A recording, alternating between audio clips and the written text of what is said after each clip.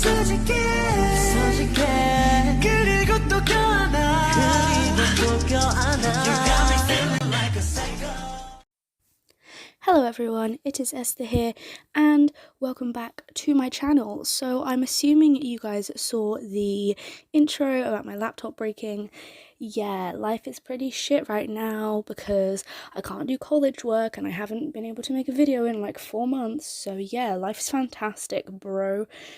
But yeah, basically my life has just been filled with K-pop and nothing else. No thoughts, head empty, apart from, a million K-pop boys. That's literally my whole life right now. So yeah. College is shit and I would like to yeet myself off a cliff. So that's how my life's going right now. And today I'm going to be talking about films that ripped my fucking heart out and threw it in a dumpster fire and let it burn to a crisp because, wow, what the fuck were these directors thinking?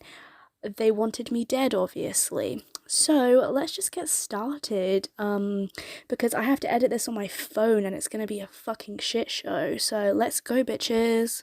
As You Are, which is an independent film about two boys who become really, really close friends and potentially lovers. It is kind of ambiguous whether they both loved each other or not, but I'm not going to spoil it because I definitely think it's worth watching, and it's set in the 90s and it is just very like grungy and such a good film. But the freaking ending, I would recommend this film to anyone who really likes 90s films, even though it's not made in the 90s, and it is just incredible, and I wish more people would see it because I've seen it like 3 times now. I freaking adore it. Heavenly Creatures, which was directed by Peter Jackson, who made the Lord of the Rings films. Now, I freaking love this film so much. Again, it's a gay film. It's about 2 girls in the 1950s, and although this is a gay film or LGBT film or whatever, it's not a happy one, and all I'm going to say is it's based on a true crime story. So if you like true crime, I would definitely recommend this to you. Also, if you like really interesting and abstract films, but the ending of this film is heartbreaking, and honestly, I think that everyone should watch it. Next, we have The Goldfinch, which recently got ruined for me because one of the actors in it, Ansel Elgort, is a sexual predator, so that's fantastic. But anyway, it's not his character I really like anyway. It's Boris. I freaking love Boris Pavlikovsky, is that his name? I can't remember. I haven't seen it in a while, but I freaking love Boris. He is one of the best characters, period. I love it. It is such a great film. I still can't finish the book because it's 800 pages long, but I would recommend this film to anyone who likes weird indie dramas. It Chapter 2, which I'm not going to spoil because, I don't know, I think both It films are definitely worth watching. I haven't seen the original 90s one because I'm too scared of Tim Curry as Pennywise, but the recent films, I loved both of them, and It Chapter 2 is just heartbreaking, and I would like to have a very strong word with the director. That's all I'm going to say. Next, we have Kill Your Darlings, which is another historical film. I love historical films. Honestly, any era is fine by me. I just love a bit of that costume and just interestingness. Kill Your Darlings, I think, was set in either the 40s or the 50s, and it stars Dane DeHaan and what's his freaking name? Daniel Radcliffe. I'm sorry. I love Daniel Radcliffe. He's amazing. But yeah, it stars those two, and it's about like the true story of poets, and it's about friendship and love and crime. So yeah, it's just very, very interesting, and I cried, obviously. I cried a lot. I just get really sensitive, okay? Also, wink wink, it is an LGBT film. Hell yeah. So we got to have that representation. Unfortunately though, again, it's a sad one, so that's all I'm going to say, but definitely go check it out. Next, we have The Perks of Being a Wallflower. Oh, I'm sure this is on so many people's lists. The Perks of Being a Wallflower is one of the most beautiful films I've ever seen, and it makes me cry every single time. I cry at least 4 times watching this film. Perks of Being a Wallflower is a perfect, like, coming of age teen film about best friends and love and just the hard times in life and trauma, and it's just really, really worth watching. Oh, and mental health as well. I think that more films should be made like The Perks of Being a Wallflower, but unfortunately for the teenage market, there just isn't much like that film, and I don't think anything can compare to it, honestly. Next, we have Eternal Sunshine of the Spotless Mind. This is a romance film. It's about heartbreak and love and loss and about whether soulmates really exist. And I love soulmate type films. Your Name, it's coming up on this list. Your Name, okay? That film, oh my god. But yeah, Eternal Sunshine of the Spotless Mind. If you like Your Name and you like kind of weird, abstract film directing styles, I would definitely check this one out. It is beautiful. Next, we have Dead Poets Society. Now, a lot of people actually hate this film. I didn't really know that because I thought it was like really, really good. I've seen it so many times and it always reminds me of snow days because me and my friends watched it one day when it was snowing and it was just so cozy and lovely, and I loved this film even though it made me cry.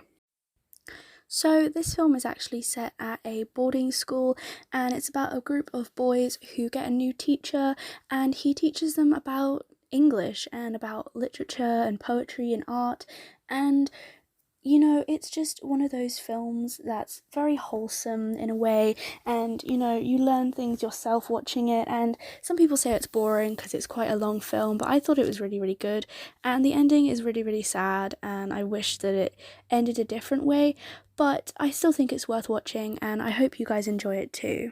Call Me By Your Name, which might be a controversial one. I don't know, let's talk about it. So I did do a full video on this film. I think it was called Call Me By Your Name Revisited because I watched it a long time ago and didn't really like it, and then I rewatched it and I really did like it. So I changed my opinions and I got quite deep into summary about it, but basically everyone knows what this film is. And before anyone says anything, no, I don't condone the relationship in this film. I think that the film itself is less about the relationship and more about how it changes Elio and his character and about growing up. And I definitely believe that the relationship they have is toxic, especially because of the age gap. So yeah, I don't condone the relationship. I'm not sad. I didn't cry at the end of the film because of that. I cried for Elio's pain because he got very attached to someone and then they left his life, and you know, it was very hard for him at such a young age. So yeah. Oh wow. Next up is The Nightingale. Now this film was brutal. First of all, it's directed by the same woman who made The Babadook. I think her name is Jennifer Kent, and she is incredible. I love her. First of all, female directors, we need more of them, please, because they make some really, really good shit. Second of all, the way this film was made was just so amazing. It felt very real and raw. And content warning, there is a very horrible scene near the start of the film, and it is basically about revenge. But it's more than that. It's not just a simple revenge story. It's about a woman and the hell she has to go through. It takes you on an emotional journey. It's quite a long film, but I definitely think it's worth watching. Next up is Assassination Nation. Now, I know a lot of people have seen Euphoria. That show is so popular, and also it's one of my favourites. Did you know that there's going to be some special episodes in December? I'm very excited about that. But the director of Euphoria actually first started out with Assassination Nation, which is quite a mouthful. And it's about a group of girls who live in a small town, and then all of a sudden, everyone's information gets leaked and it's blamed on these 4 girls. And it's about a lot of things. It's about what it's like to be a teenage girl, what it's like with dealing with technology and school and bullying and revenge. Yeah, I love this film. I just would recommend it to anyone, and especially if you like The Purge or Euphoria. It's like kind of a mix between those two. The Girl Next Door. Now, this film isn't necessarily oh dear, that's a big word. This film is not necessarily a sad, crying film. I was like, oh, this is really sad because this and this happened. It was more of a like, what the fuck? Why are people so cruel film? By the way, it's on YouTube for free, which kind of stresses me out a bit because that means it's probably accessible to people who should not be allowed to watch it. But yeah, it's on YouTube for free and it is brutal and based on a true story. It's set in the 60s, I think 50s or 60s, and it's the true story of two girls who move in with this awful woman and about the control that this woman has over these young boys, and horrible, horrible things happen to these two girls at this house. And it is a really harrowing film and it's really, really hard to watch. If you don't want to watch this film, because fair enough, I wouldn't blame you. So yeah, definitely learn about the true story because it is really horrible and just really interesting, and it just blows my mind how this was allowed to happen for so long. Swiss Army Man. Now, if any of you know about this film or have seen the trailer even, you know it's a very weird film. It's about a man who lives, well, he doesn't live there, he's stranded on a desert island and he's just about to, end things, and he sees a corpse wash up on the shore and he basically becomes friends with this corpse, played by Daniel Radcliffe. Again, he's on this list, he just shows up everywhere, and it's really weird. It's a really, really weird film with like fart jokes and like weird humor, but I think that it's quite beautiful. Like, it tells you a lot about life. I sound ridiculous, but I'm telling you right now, if you've seen this film, you'll know what I'm talking about. There was just this scene near the end where they're talking and it's just like really beautiful, and I don't know, I just really enjoyed this film. I don't really know how to explain it without spoiling it, but it's definitely a journey, and if you like strange films, you have to watch this one. Next, we have The Truman Show. Now, it actually took me a very long time to watch this film. I've had it on my shelf for a really long time and I just hadn't watched it. But then one day I finally did, and oh boy, did I cry. This film is heartbreaking. It tells a story of a man who has grown up in this very like 50s sort of suburban world all his life, and then he doesn't know that everything is fake. So his wife is an actor, his friends are actors, and everything was built up around him. And it's just a crazy story about what people will do to get entertainment, I would say.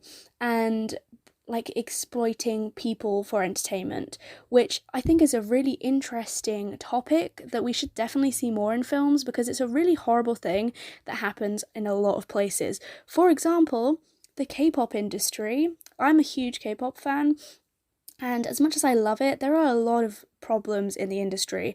Idols are overworked, they're exploited, they're used as symbols, they are forced to look certain ways. And this film is really, really interesting. And if somebody made like a K-pop version of this film, I'd watch that too, because I love this topic. It's just so interesting to me.